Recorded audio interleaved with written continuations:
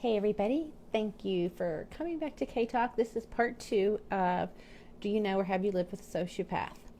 And we left off with talking about how they behave, and I shared some of my personal experience, but we need to go back and remember real quick what's their main goal, because the sociopath's main goal is to control, it's to tear you down, it's to whittle away at your self-esteem, because in essence, you are the target, you're the problem. And if they can isolate you, that's a goal from your family, from your friends. If they can make you feel like you're a bad parent, they can make you feel like if you show the least bit of emotion, let's say you get into an argument and they call you a bunch of horrible names and you start to cry, one of the things that they will say, and I've heard this from several women that have gone through it, so I think a lot of sociopaths are cut from the same cloth. They'll say, "What are you crying for? You have no reason to cry. You have no reason to be upset." Who's heard that before? So then you start beginning to feel like you don't even have the right to have an emotion. Isn't that awful that somebody can do that to you? And it isn't just a little of this and a little of that. It's all of this. All of what they do is piled up on one person, and you're just like, I'm only human. I can't handle this anymore. So part of what's hard is when you have to deal with these people because you have to co-parent. It's just hard. It is so hard. And I know somebody that's going through this right now, and my heart just breaks for her because I know that her children are really young, and so she's got many years now of the other end trying to parent her children with a sociopath. And we talked about this in the last video, how they really don't care about the kids. And I had a therapist tell me once that a sociopath, their relationship with their children is, first of all, they don't love their children in the natural way that most parents love their children, which is unconditional. We love our children unconditionally.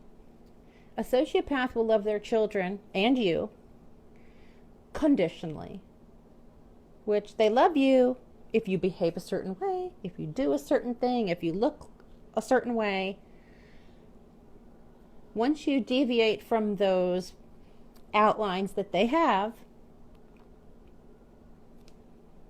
you're the problem again. That's not unconditional love. That's conditional love.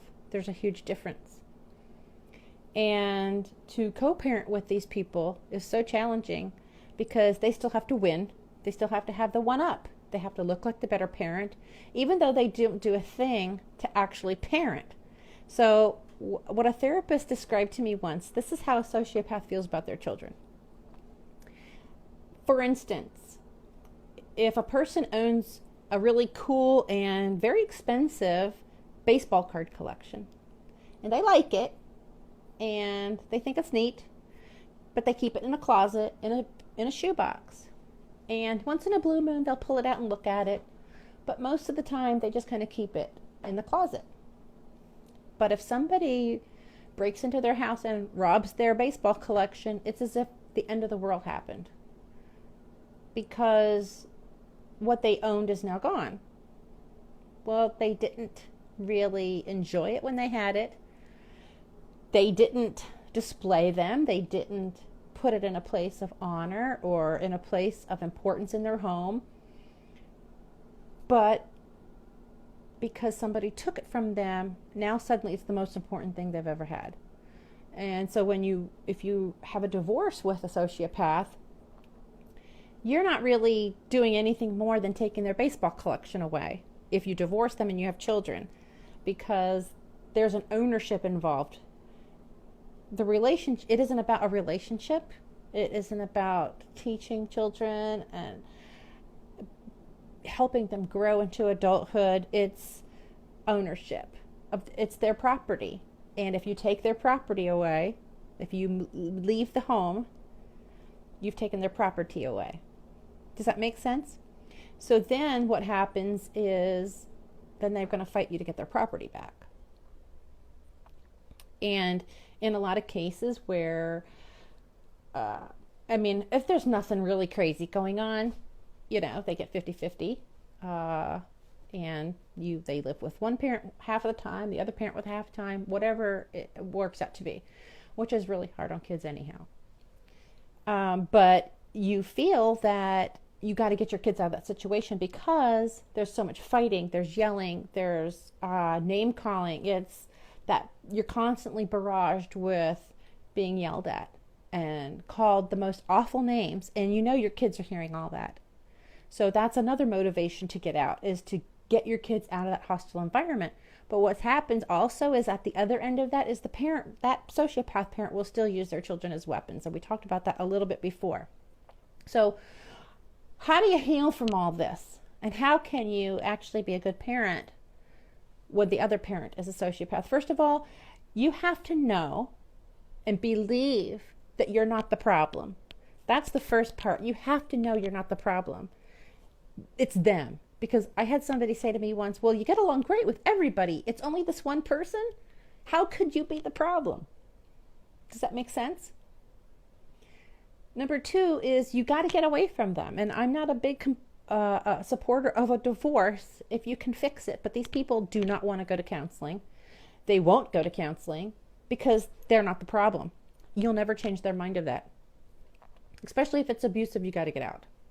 And at that point, getting away, then the next part of that is you have to heal. You have to heal from the years of being told you're no good, that you're fat, that you're ugly, that you're worth nothing, that your opinions don't matter, your emotions don't matter, your feelings don't matter, everything about you is no good and doesn't matter, because by the time you've blown enough that you just can't stay anymore, that's how you feel. Your self-esteem is like this, if you have any at all. So you have to heal. And I highly suggest therapy, a one-on-one therapist to help you work through it and to get that pain out and to be able to label certain things what it is. Because abuse is abuse. And sometimes the words are even worse than a punch in the face.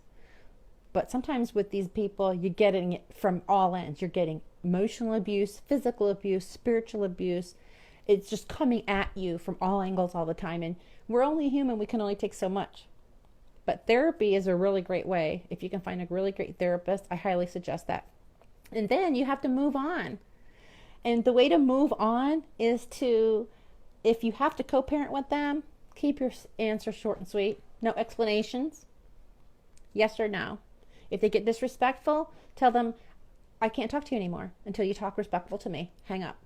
Don't take it. You have to set boundaries, and you have to know what you will not tolerate anymore. And that comes with healing, because once you start healing, you get stronger, you get your mojo back, and you begin to see, I deserve better. I deserve to be treated and validated. I deserve to be treated with respect. I deserve not to be cussed at, to be called names. I deserve to be treated like a human being.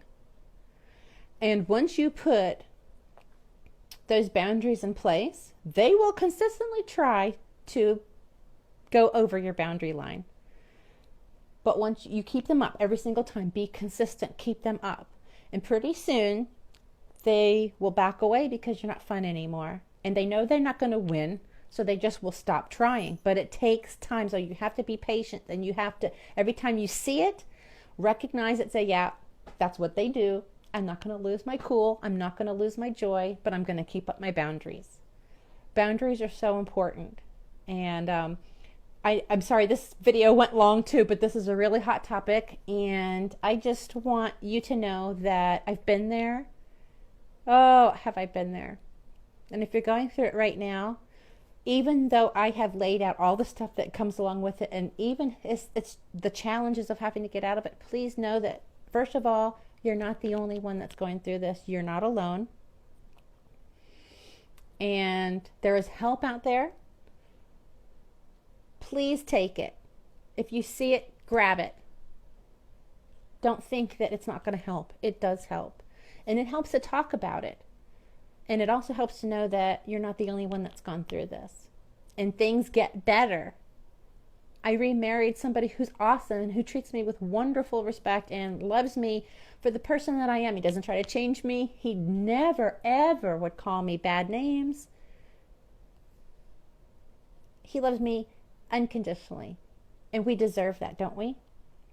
Okay. Leave your comments and please share these videos, especially if you know somebody's going through this type of stuff, because it's so heavy and they really need to feel that they're not alone. I sure appreciate you guys. I love you. Mwah. Have a great day. Bye.